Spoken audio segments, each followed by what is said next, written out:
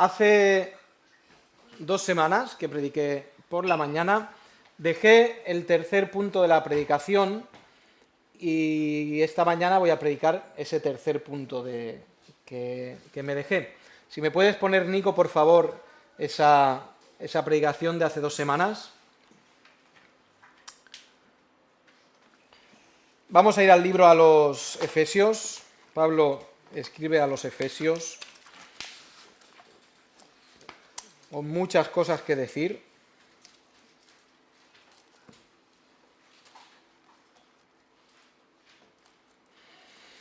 Y en ese capítulo 3, que es en el que estamos, vamos a estar viendo el versículo 9 y vamos a empezar un poquito del 10. Voy a leer desde el versículo 8 hasta el 12, ¿de acuerdo? Dice así, Efesios 3, 8 al 12. A mí que soy menos que el más pequeño de todos los santos, me fue dada esta gracia de anunciar entre los gentiles el evangelio de las inescrutables riquezas de Cristo, y de aclarar a todos cuál sea la dispensación del misterio escondido desde los siglos en Dios, que creó todas las cosas, para que la multiforme sabiduría de Dios sea ahora dada a conocer por medio de la Iglesia a los principados y potestades en los lugares celestiales, conforme al propósito eterno que hizo en Cristo Jesús, nuestro Señor. Y el tercer punto tiene que ver con la multiforme sabiduría. Si vosotros que tenéis, yo sé que nadie se acuerda de esto, quizá alguna persona, recuerda que el tercer punto era la multiforme mente de Cristo. Pero yo creo que esto aclara, la multiforme sabiduría aclara un poquito más el texto. Tiene que ver con la mente de Cristo y vamos a ver después que la sabiduría está directamente relacionada con tener la mente de Cristo.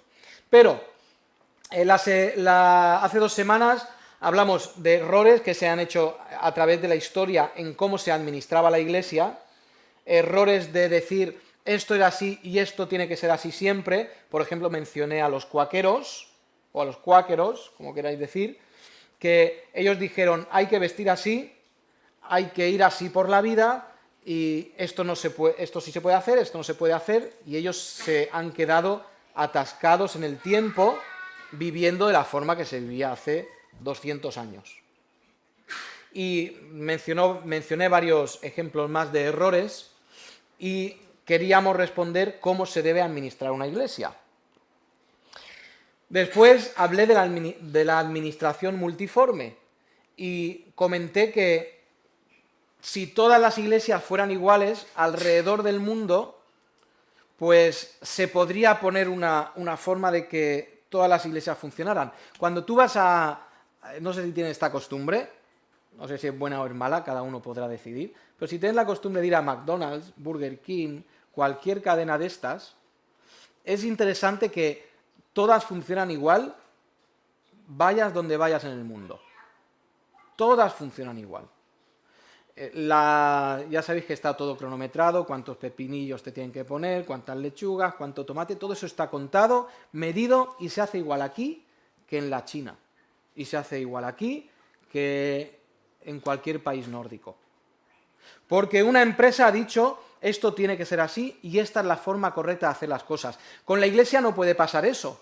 No podría venir un supervisor general de las iglesias y decir en todas las iglesias se tiene que cantar. Primero hay que orar, después 2 himnos, después anuncios, después un himno, ofrenda y predicación. O poner otro sistema. Nadie podría venir y decir que esto tiene que funcionar de esta manera, que esto tiene que ser así. Y comenté que la iglesia es algo maravilloso creado por Dios, algo tan maravilloso que Dios lo ha querido regalar a su Hijo, y lo considero tan maravilloso porque Dios, que lo tiene todo, cuando va a regalar algo a Cristo que lo tiene también todo, ¿qué es lo que le da? Le da la iglesia. Podía haberle dado reinos, podía haberle dado potestades, podía haberle regalado galaxias, pero lo que Dios quiere regalarle al Hijo es la iglesia. Y por eso terminé diciendo, nosotros debemos amar a la iglesia, porque Cristo la ama. Nos dice también Pablo que Cristo ama tanto a la iglesia que se entregó por ella. ¿Cómo no vamos a amar nosotros a la iglesia? ¿Sabéis que cuando tú amas a una persona, bueno, dicen que el amor es ciego, ¿no? Y cuando tú amas a una persona y estás en ese periodo de enamoramiento, tú ves a esa persona perfecta.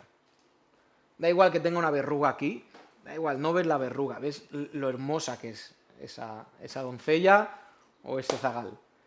Y cuando tú amas, hay que cerrar un poquito los ojos.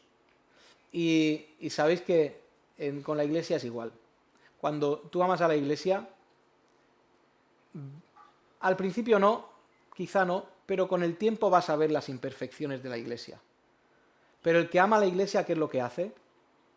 Cierra un poquito los ojos. Y dice, sí, no es perfecta. Claro que no. Y esta iglesia no es perfecta. Y si llevas aquí un tiempo, lo sabrás bien, que esta iglesia no es perfecta. Pero hay que amarla, porque Dios es lo que nos ha dado. Podrás ir a otros sitios y que te parezca mejor, que te guste más, que te guste menos, pero si entiendes que Dios te ha puesto en esta iglesia, que formas parte de este cuerpo, tienes que amar esta iglesia.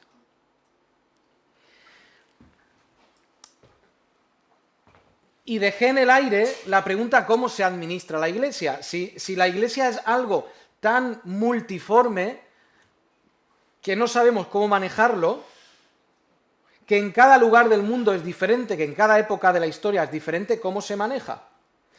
Fijaos cómo es de curioso esto, que nosotros vemos la sociedad en la cual vivimos, y yo no estaba en esta sociedad, tampoco en este mundo, hace 40 años. Pero los que estabais hace 40 años, veis la sociedad de hoy y veis la sociedad de entonces, y es igual.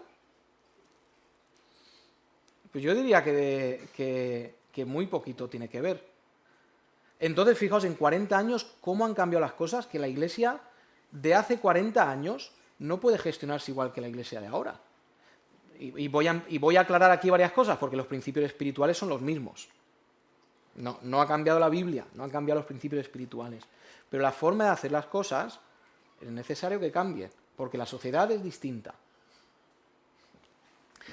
Si sigue en el aire esta pregunta, ¿cómo se gestiona entonces? ¿Cómo hacemos? ¿Cómo tiene que ser una iglesia? ¿Cómo tenemos que los que somos líderes de una iglesia, cómo tenemos que gestionar? ¿Qué tenemos que tener en una iglesia? ¿Qué no tenemos que tener? ¿En qué hay que poner énfasis? ¿En qué no hay que poner énfasis? No nos ayuda.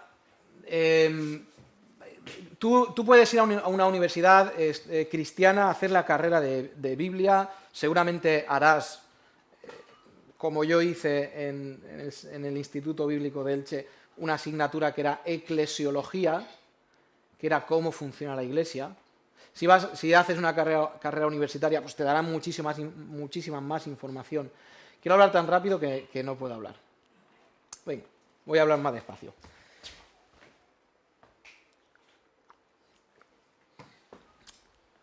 A ti unos profesores te van a sentar en un aula y te van a decir así, así y así tiene que ser la iglesia.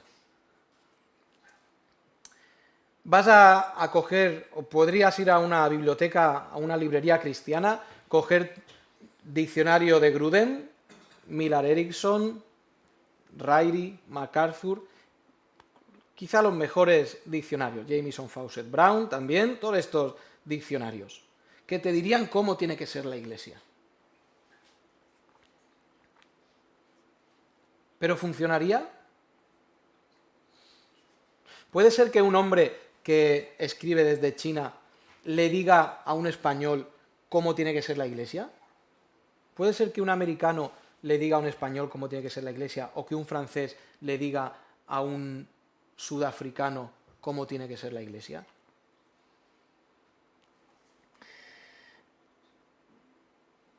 Si no nos ayudan, y desde luego que hay que conocer la Biblia, hay que conocer qué dice Dios sobre la iglesia, pero académicamente te pueden dar consejos de cómo tiene que ser la iglesia, pero no pueden decirte cómo tiene que ser la iglesia.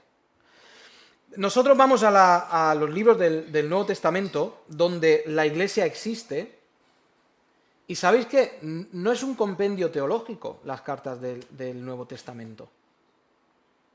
Las cartas del Nuevo Testamento, la mayoría de ellas, exceptuando un par, son escritas por Pablo, por Juan, o por Pedro, o por Santiago, para solucionar ciertos problemas que había en la iglesia. La carta de Apocalipsis, ¿por qué se escribe? La carta de Apocalipsis no es un libro teológico de los últimos tiempos. La carta de Apocalipsis, la razón por la cual se escribe es porque los cristianos de aquel día estaban sufriendo y Juan se sienta y para animarles dice, oye, que al final ganamos. Lee los 22 capítulos de Apocalipsis, que todas las iglesias lean esto que estoy escribiendo, porque al final ganamos. Y quiero que en medio de las dificultades tengáis el ánimo y la confianza de saber que ganamos. Ese es el motivo de la carta Apocalipsis.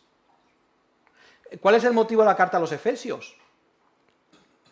Éfeso, una de las ciudades más ricas en aquel momento en el mundo. Pablo les escribe y les escribe porque ellos se estaban dejando llevar por lo físico y menospreciando lo espiritual. Y la carta a los Efesios, el motivo de escribir la carta a los Efesios es porque lo espiritual es primero que lo físico. Lo espiritual es más importante que lo físico.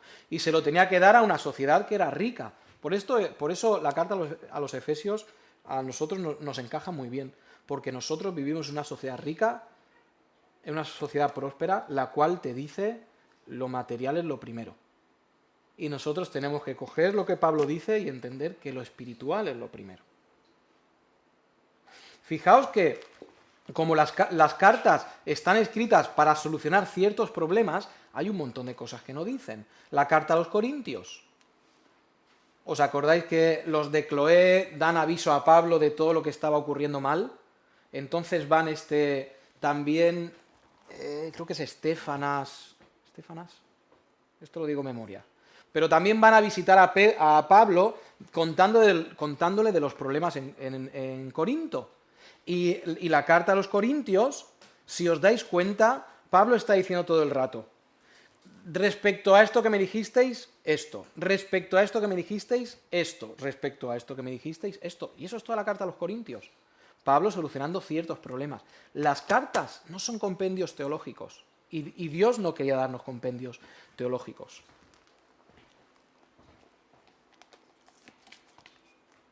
Por eso no tenemos un manual de iglesia. Y Dios no nos ha dado un manual de iglesia. Y Dios no quiere que tengamos un manual de iglesia.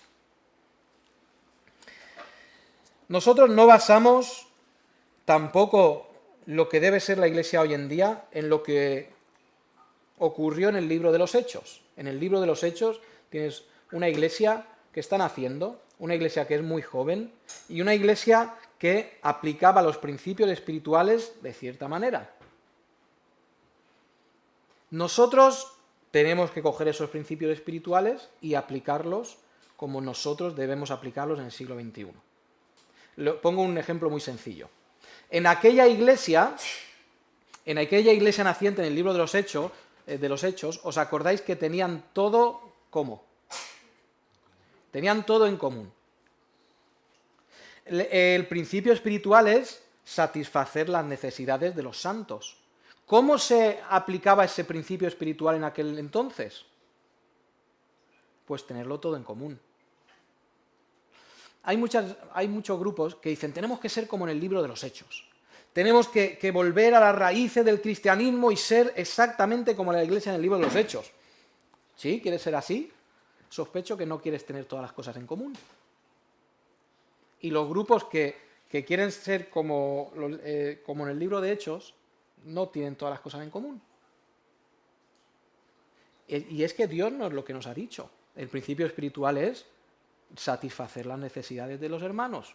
Santiago lo dice. ¿Cómo puede ser que esté pasando hambre tu hermano y tú no le des? Pues ahí está el principio espiritual. Nosotros no tenemos que coger una iglesia de hace 2000 años o de hace 1950 años y copiarla. No es lo que Dios quería.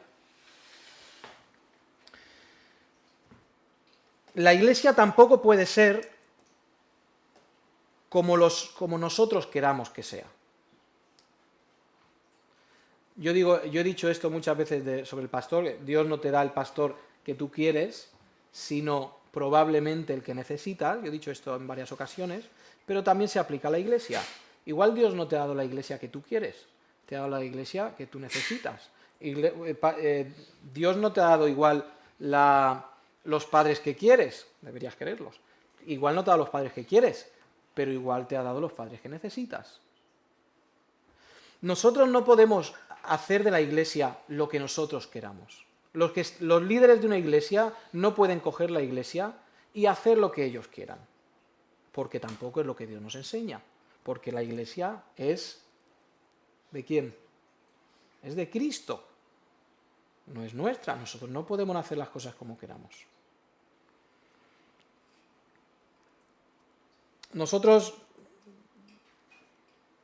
Si nosotros quisiéramos hacer la Iglesia, o los líderes de la Iglesia hicieran las cosas como ellos creen, se equivocarían. Pero si también los líderes de la Iglesia hicieran las cosas como quieren los miembros, también estarían en un problema. Si los líderes de una Iglesia quisieran gobernar agradando a todos, pues se le va a caer el pelo muy pronto a este hombre. ¿Por qué? Porque uno dice, nosotros tenemos que ser una Iglesia más amorosa. Y otro dice, no, tenemos que ser una Iglesia más firme, más rígida. Unos dicen, necesitamos un ministerio de una cosa. Y otros dicen, no, necesitamos un ministerio de esto. Necesitamos más oración. Otro dirá, no, necesitamos más alabanza. Otro dirá, no, necesitamos más amor. Otro dirá, no, necesitamos más evangelismo. La Iglesia no puede ser tampoco lo que nosotros queramos, ni lo que quiera el pastor, ni lo que quieran las 60, 50 o 3.000, porque también hay iglesias de 3.000 o de 5.000. ¿Cómo es la Iglesia? Fijaos en el versículo 3.9, cómo debe ser la Iglesia. En el 3.9, hablando de la dispensación del misterio, la administración del Evangelio, la administración de la Iglesia, este misterio escondido desde los siglos que se ha revelado para que la multiforme sabiduría de Dios sea ahora dada a conocer por medio de la Iglesia. Tenemos esa palabra sabiduría y en la lectura que ha leído Ramón ahí en 1 Corintios, vamos a ir ahí en 1 Corintios capítulo 2.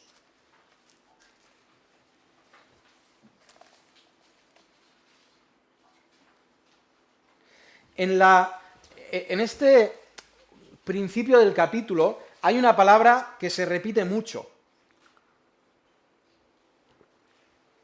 Y es la palabra sabiduría. Yo diría que en casi todos los primeros versículos está esa palabra sabiduría.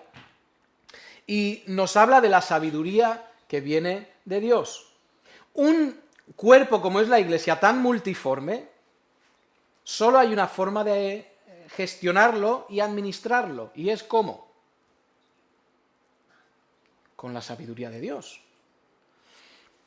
Fijaos que Dios crea a la Iglesia y no le da un manuscrito con 15 tomos de cómo tiene que ser cada cosa. Dios dice, esta es la Iglesia y la Iglesia se tiene que gestionar a través de mí y mi sabiduría.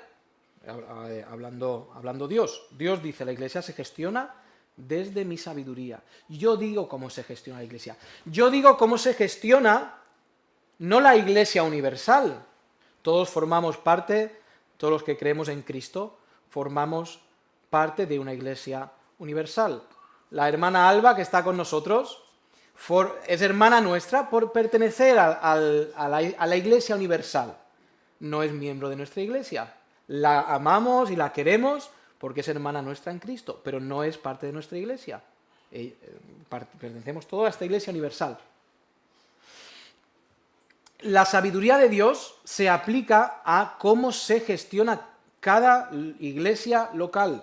Y como he dicho, puede ser muy diferente dependiendo el caso. Por eso es que hablamos de la multiforme sabiduría de Dios. Cuando, fijaos, tenemos ahí en Corintios capítulo 2, tenemos este pasaje que ha leído Ramón sobre la sabiduría, sobre la mente de Cristo. Fijaos versículo 10, esto es 1 Corintios 2:10. Pero Dios, está hablando de las maravillosas cosas que Dios nos ha dado, las maravillosas cosas que Dios ha dado a los creyentes, pero Dios nos las reveló a nosotros por el Espíritu, porque el Espíritu todo lo escudriña, aún lo profundo de Dios. Porque ¿quién de los hombres sabe las cosas del hombre, sino el Espíritu del hombre que está en él? Así tampoco nadie conoció las cosas de Dios, sino el Espíritu de Dios. Si nosotros necesitamos la sabiduría de Dios para gestionar, y espero que entendáis esa palabra, gestionar la Iglesia. Si necesitamos la sabiduría de Dios, la única forma de tener esa sabiduría es a través del Espíritu Santo en nuestra vida. Porque el que conoce el corazón de Dios y la mente de Dios es su Espíritu. Entonces nosotros hemos recibido su Espíritu. Esa sabiduría es la que nos tiene que enseñar a gestionar la Iglesia. Fijaos, yo he dicho varias veces que Dios siempre trabaja en equipo. Dios, para darnos esa sabiduría, manda al Hijo, a través del cual tenemos redención y recibimos el Espíritu Santo. El Espíritu Santo es el medio y Cristo y su mente es lo que recibimos. Fijaos, otra vez los tres trabajando en equipo, como siempre, Dios Padre, Dios Hijo, Dios Espíritu Santo, trabajando en equipo. La sabiduría, si me ponen, Nico, la siguiente diapositiva, muy bien. La sabiduría la vamos a definir como la correcta aplicación del conocimiento. ¿De acuerdo? La sabiduría es la correcta aplicación del conocimiento.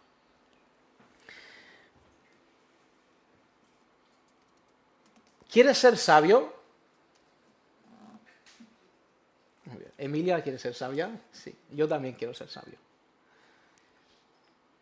Fijaos que para querer ser sabio, y creo que todos deseamos serlo, todos deseamos saber cómo vivir en este mundo, todos deseamos saber cómo enfrentarnos a las situaciones que nos ocurren, creo que esto es común a todos. Si no estás muy convencido de necesitar sabiduría, echar un vistazo a Proverbios, el capítulo 2, y eso igual te va a convencer un poquito más de que necesitas la sabiduría, de que necesitamos la sabiduría. Fijaos que se compone de dos cosas, conocimiento y la correcta aplicación del conocimiento. Una persona viene y me dice, pastor, viene un joven y me dice, pastor, yo no sé, ora al Señor para que Dios me dé sabiduría para saber con quién me tengo que casar. Viene un joven y me dice eso. Y yo le digo, bueno, ¿tú sabes lo que dice Dios sobre el casamiento? No lo sé, pastor, pero yo quiero que sea guapa y amable y simpática, inteligente y tenga dinero.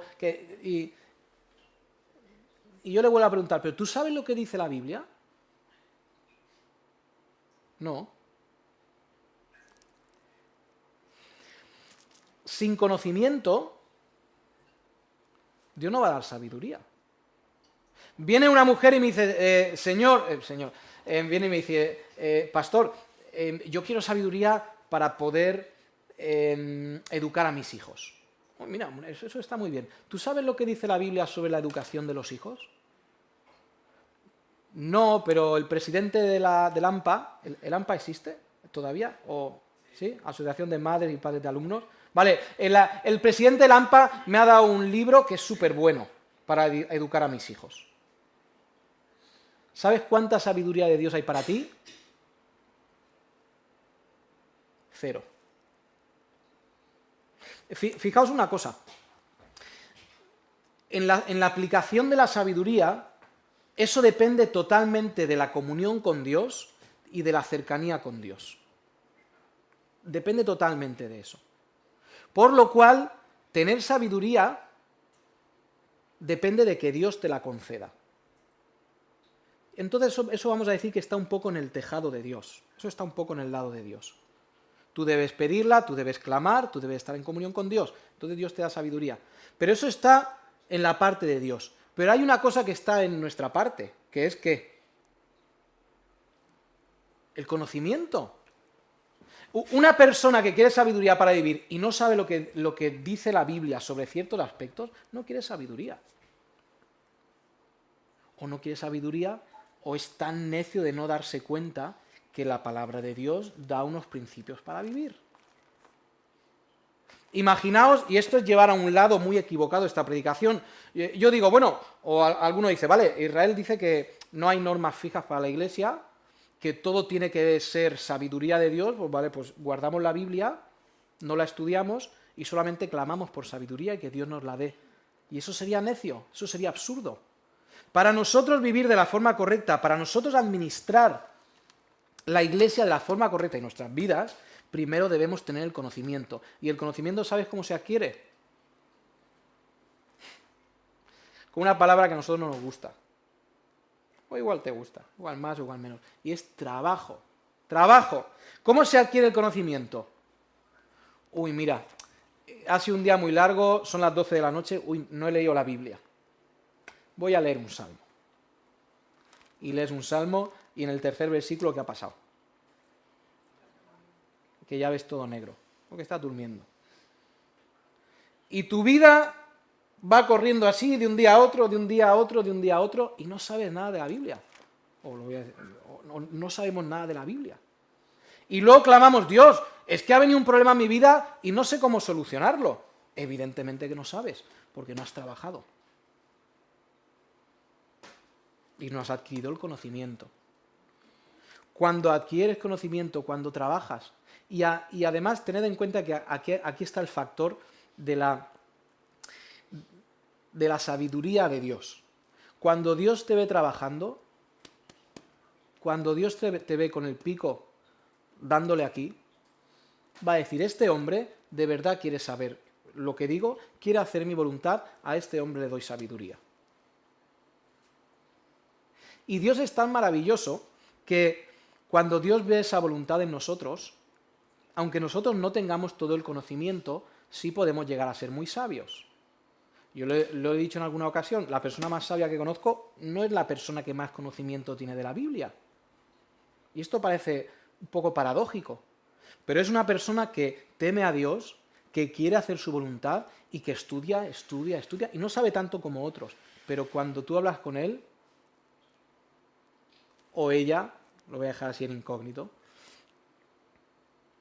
dice, aquí hay sabiduría. ¿Qué necesitamos entonces para la Iglesia? Que es donde queremos aplicarlo. Esto hay que aplicarlo individualmente y también hay que aplicarlo a la Iglesia. ¿Qué necesitamos entonces para gestionar bien la Iglesia? Para que sepamos qué ministerio necesitamos, para que sepamos qué hay que hacer y qué no hay que hacer, para que sepamos en qué hay que poner énfasis y en qué no hay que poner énfasis.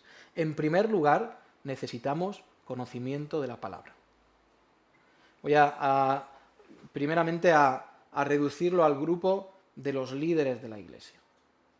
Tengas ancianos en tu iglesia, tengas diáconos, tengas un pastor solamente, no tengas ni ancianos ni diáconos. Los líderes de la Iglesia deben tener conocimiento de lo que la Biblia dice. Deben conocer esos principios espirituales que se encuentran en el libro de Hechos, que se encuentran en el libro de Mateo, Marcos, Lucas, Juan y hasta el final de la Biblia. Porque principios espirituales para la gestión de la Iglesia hay en todas las cartas. En primer lugar debe haber conocimiento y trabajo. Por lo cual conviene que los que dirigen la Iglesia tengan conocimiento y trabajen en obtener más conocimiento. Y saquen el pico y la pala y dediquen horas al estudio de la palabra. Eso es lo que necesita la Iglesia. En segundo lugar, se necesita, eso sería el conocimiento. En segundo lugar, necesitamos esa aplicación perfecta que es la sabiduría. Necesitamos que el líder, los líderes de la Iglesia, sean personas que en sus rodillas clamen y busquen a Dios, estén dependientes de Dios y tengan una vía de comunicación abierta con Dios en todo momento. Eso es lo que conviene a la Iglesia. Esa es la única forma de que la Iglesia sea gestionada como Dios quiere. A la Iglesia le conviene unos líderes que estén su tiempo, pasen su tiempo de rodillas y pasen su tiempo en estudio de la palabra. Pero aquí se soluciona, aquí acaba la historia. Igual hay una segunda parte a esto. Igual podría ser que la segunda parte de la gestión de la Iglesia tenga que ver con el resto de los miembros de la Iglesia. La Biblia en Ezequiel capítulo 34, vamos a mirar rápidamente, Ezequiel 34,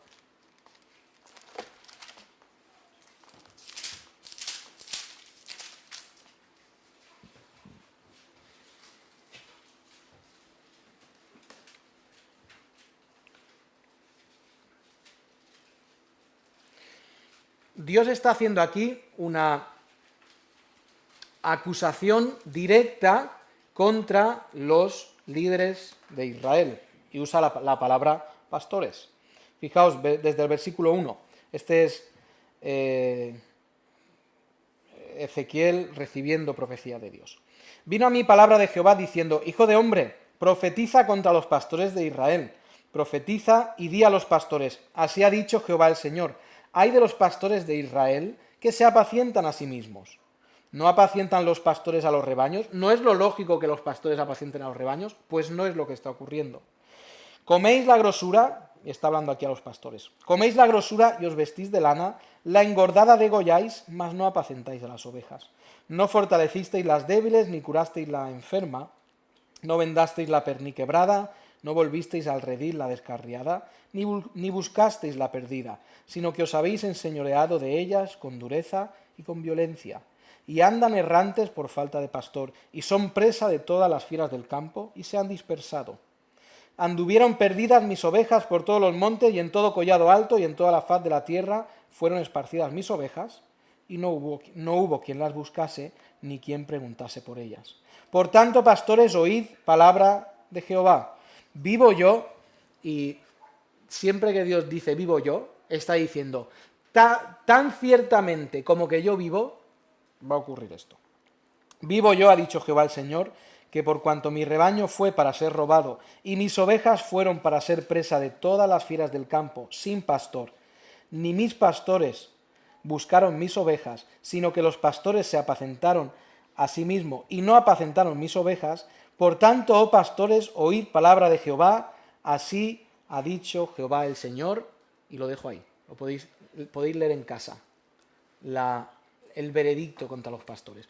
Pero, vale, imaginad que hay estos pastores malos que gobiernan de una forma mala, pero ¿y si hubiera un pastor que fuera un pastor maravilloso, que fuera todo lo que Dios dice, pero la Iglesia no le siguiera? ¿Funcionaría? Yo creo que no. Ahora, si hubiera una Iglesia que fuera muy viva, que fuera muy obediente a Dios, pero tuviera unos pastores malos, ¿funcionaría?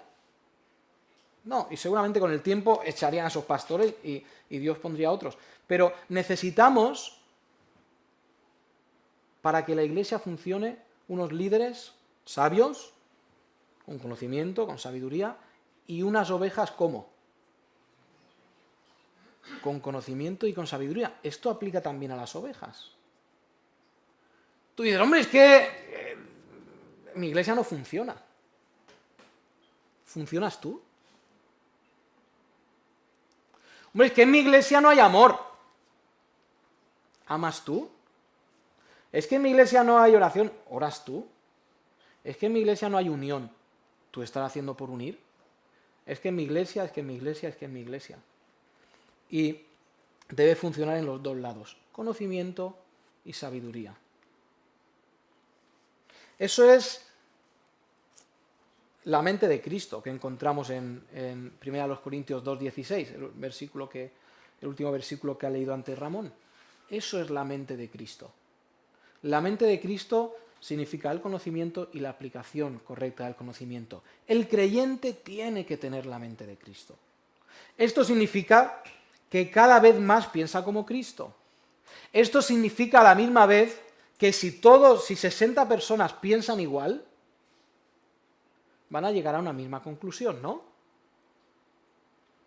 Si 60 tienen la mente de Cristo, esos 60 van a pensar de la misma forma.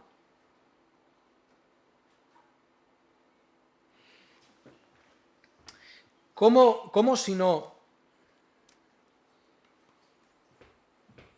sin tener la sabiduría de Dios y cómo sin tener la mente de Dios podríamos convivir? No puede ser. Sin la mente de Dios, sin la sabiduría de Dios, no habría perdón de los unos a los otros. ¿Estáis de acuerdo? No habría perdón. Sin la sabiduría de Dios no habría amor de unos a otros. No existiría la comunión. Cuando volvemos a Efesios,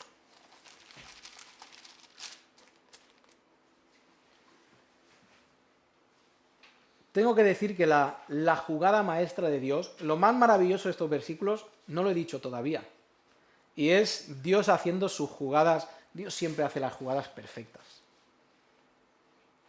Dios nos dice, para que una iglesia funcione, el motor tiene que ser mi sabiduría, la sabiduría de Dios, a través del conocimiento, a través de la aplicación. Lo estoy recalcando mucho para que se nos quede bien en la cabeza. La iglesia funciona si hay sabiduría de Dios. Pero cuando la iglesia funciona, ¿qué es lo que demuestra? Fijaos el versículo 10. Para que la multiforme sabiduría de Dios sea ahora dada a conocer por medio de la iglesia a los principados y potestades en los lugares celestiales. No solamente la sabiduría es el motor, sino que el fin. Fijaos, perdonadme, no hemos leído el 11. Nos dice que conforme al propósito eterno que hizo en Cristo Jesús, nuestro Señor. El propósito eterno es que los principados y las potestades les fuera demostrada la sabiduría de Dios. Eso es lo que está diciendo. Yo le he dado un poco la vuelta al versículo. Pero cuando una iglesia funciona, los principados y potestades, y esto voy a hablar más la semana que viene, los principados y potestades no son los príncipes de este mundo ni los poderosos de este mundo. ¿De acuerdo? No está diciendo eso. Está hablando de todo el espectro espiritual donde hay potestades. En todo el universo, en todo lo que hay debajo de Dios y en todo lo que ha creado Dios, cuando la iglesia funciona con la sabiduría de Dios, todo el espectro del universo reconoce que Dios es sabio y reconoce que Dios ha hecho las cosas bien. Vamos a estar hablando la semana que viene sobre ese versículo. Dar a conocer por medio de la iglesia a los principados y potestades. La próxima semana vamos a hablar de, tengo aquí apuntado, un encargo demasiado grande. Un encargo demasiado grande, que es el que nos ha sido dado a nosotros. Resumo, para terminar. La iglesia, para funcionar bien, necesita que el pastor, que los líderes, conozcan lo que enseña la palabra de Dios y clamen a Dios día y noche por la sabiduría necesaria.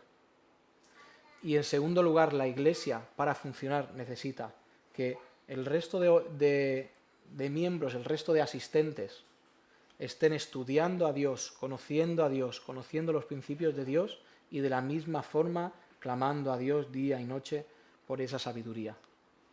Cuando esto funciona así, la iglesia puede, sin copiar a otra, sin ser copias de otra, puede dar gloria a Dios y ser lo que la iglesia tiene que ser. Dios quiere que esta iglesia, en el barrio de Anaca, sea como debe ser esta iglesia en el barrio de Anaca. Dios no quiere que nosotros nos parezcamos a ninguna otra iglesia. Dios no quiere que andemos copiando lo que se hace en otras iglesias. Dios quiere que nosotros seamos lo que tenemos que ser. Y para eso nos ha dado ciertas personas con ciertas capacidades, ciertas cualidades, y lo que convierte a esta iglesia en algo único y maravilloso a la misma vez. Y yo quiero formar parte de esto. Yo quiero formar parte de este milagro que Dios está haciendo en esta iglesia. Y debemos orar para que tengamos la sabiduría para ser la iglesia de Anaca y dar gloria a Dios. Eso es lo que debemos hacer. Vamos a orar. Eterno Dios, gracias porque nos has dado tu sabiduría y porque cuando leemos en los Proverbios, tú la das al que la busca. Y Señor, primeramente que nosotros hagamos nuestra parte como congregación, que te conozcamos, que te estudiemos, que te busquemos. Y en segundo lugar, que clamemos a ti, Señor, en dependencia de ti. Enséñanos, Señor, en primer lugar, a mí y a los diáconos como líderes de la Iglesia, qué necesita la Iglesia, qué no necesita la Iglesia, para que podamos ser una Iglesia que te da honra, que te glorifica y que está totalmente dependiente de ti. Gracias por lo mucho que nos has dado en el nombre de Cristo. Amén.